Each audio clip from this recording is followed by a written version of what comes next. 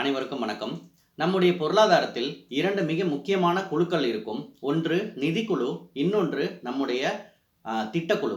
இந்த 2 குழுக்களுக்குமே நம்முடைய பொருளாதாரத்தில் மிகப்பெரிய பங்களிப்பு உள்ளது என்பதை நாம் புரிந்து கொள்ள வேண்டும். அதாவது இந்தியா சுதந்திரம் பெற்ற பிறகு 1950 முதல் நம்முடைய 2017 வரை இந்த திட்டக்குழு என்பது இந்தியாவில் என்ன மாதிரியான பொருளாதார நடவடிக்கையை மேற்கொள்ள வேண்டும் என்று ஒவ்வொரு 5 ஆண்டிற்கும் ஒவ்வொரு திட்டத்தை வகுத்து அதன் மூலியமாக இந்திய பொருளாதாரத்தினுடைய முன்னேற்றத்திற்கு கடின முயற்சிகளை வழங்கியது என்று பார்க்கலாம். அதுவே நம்முடைய நிதிக்குழு, அதாவது ஃபினான்ஸ் கமிஷன் என்று சொல்லக்கூடியது நம்முடைய அரசியலமைப்பு சார்ந்த ஒரு குழுவாக தான் நாம் பார்க்க வேண்டும். நம்முடைய அரசியலமைப்பில் 280வது சரத்தில் நம்முடைய நிதிக்குழுவை பற்றிய செயல்பாடுகள் அறிமுகப்படுத்தப்பட்டுள்ளது. அதாவது இந்த நிதிக்குழு என்பது மத்திய மாநில அரசுகளுக்கிடையே அந்த வரிகளை பங்கிடுதல் குறித்த செயல்பாடுகளையும் அந்த பட்ஜெட்டின் மூலமாக நடைமுறைப்படுத்தக்கூடிய அந்த நிதியை அந்தந்த மாநிலங்களுக்கு ஒதுக்கீடு செய்யக்கூடிய பணியை இந்த நிதிக்குழு என்பது மேற்கொண்டு வருகிறது என்பதை நாம் புரிந்து கொள்ள வேண்டும்.